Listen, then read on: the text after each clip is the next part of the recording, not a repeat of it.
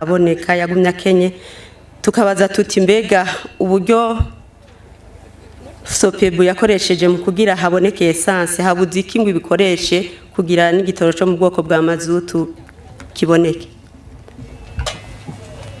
Murakoze je nitwa Girukishaka Innocent abandi umuvugizi w'ubushikiranganje bw'amazi meza ubutare n'agataka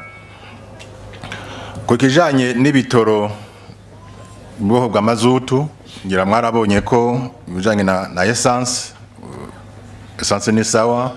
murabona ko n'ubu akabazo kari kabaye naho nyene ubu naho nyene ni neza biko biragenda neza